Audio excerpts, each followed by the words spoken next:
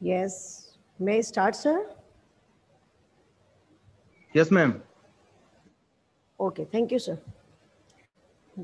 Good afternoon, students. बच्चों, पिछले lecture video में हमने पढ़ा पार्ट 9 टिकट एल्बम। हमने पढ़ा, मैं एक बार रिकैप कर देती हूँ लेसन को कि हमने क्या क्या पढ़ा था। आपने लेसन में पढ़ा कि राजप्पा और नागराजन जो हैं एक ही कक्षा के विद्यार्थी हैं और उनके और भी फ्रेंड्स हैं जो उनके साथ पढ़ते हैं। राजप्पा का शौक है तरह भिन्न भिन्न देशों के टिकट्स को इकट्ठा करना और उसको एल्बम में लगाना। तो नागराजन के मामा जी जो सिंगापुर में रहते हैं वो भी नागराजन के लिए ऐसा ही एल्बम भेजते हैं जिसमें टिकट्स होती हैं। लेकिन राजप्पा का जो एल्बम है वो बहुत बड़ा होता है कंपैरेटिवली नागराजन की।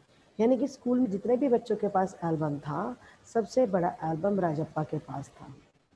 लेकिन जब नागराजन के मामा जी सिंगापुर से नागराजन के लिए एल्बम भेजते हैं तो सभी बच्चे उसकी तरफ आकर्षित होते हैं। क्यों? क्योंकि वो बहुत सुंदर डेकोरेट किया गया था, बहुत सुंदर बाहर से बनाया गया था, मतलब आकर्षित था, अट्रैक्टिव था।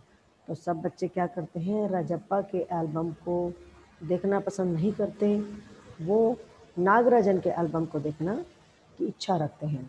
और सभी बच्चे जो है क्लास के विद्यार्थी नागराजन के चारों तरफ घेरा बनाकर खड़े हो जाते हैं और उस एल्बम को देखते हैं।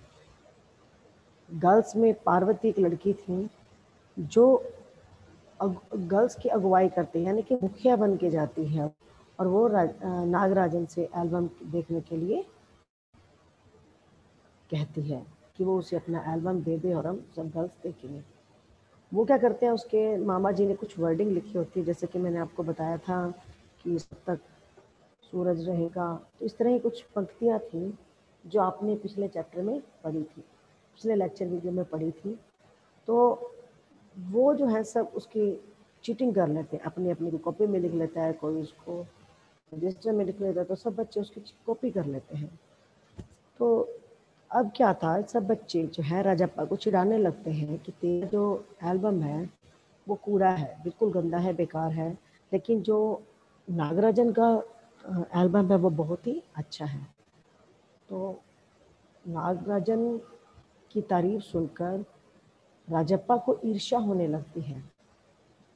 वो ईर्ष्यावश क्या करता है, जैसे एक बच्चे की तारीफ हो दूसरा बच्चा जेलस करता है ना उससे, तो ऐसे ही जब नागराजन के सब बच्चे गुन गाने लगे कि इसका जो एल्बम है तुम्हारे से बहुत अच्छा है, इसके मामा जी ने बहुत अच्छा भेजा है, तुम्हारा तो कूड़ेदान की तरह है, इस तरह कुछ आपस में बच्चों की वार्तालाप होती है। तो उसके बाद जो है नागराजन का एल्बम को चोरी करने के इरादे से राजप्पा नागराजन के उस समय घर नहीं होता, उसकी बहन उसके घर पे होती है। राजप्पा का नागराजन के घर आना जाना होता है, तो वो जब उनके घर जाता है तो उससे कोई नहीं पूछता कि तुम कहाँ जा रहे हो, क्यों जा रहे हो। तो नागराजन जो उसके घर पहुंचता है और वो सीधा ऊपर चला जाता है। थोड़ी देर के बाद नागराजन की बहन थी कामाक्षी, उसका नाम था कामाक्षी, वो ऊपर आती है। ठीक है, अब पढ़ते हैं उससे आगे। वो क्या कहती है कामाक्षी जब आती कि भैया शहर गया है। कामाक्षी कहती कि भाई तो शहर गया है। अरे हाँ।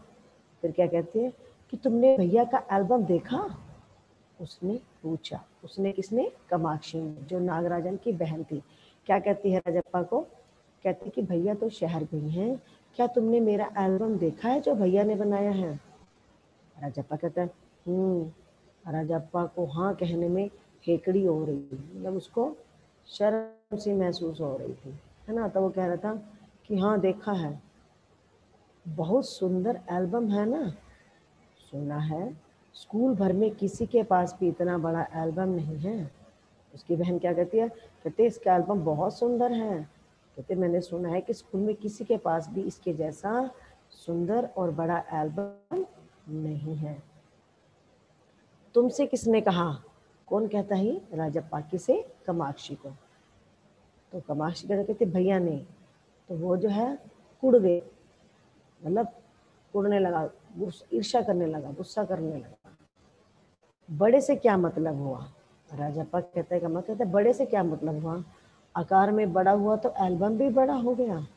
उसकी चिड़चिड़ाहट साफ थी, यानी कि वो चिढ़कर क्या कहता है कि अगर आकार में उसका एल्बम बड़ा है तो क्या एल्बम बड़ा हो गया? कामाक्षी कुछ देर तक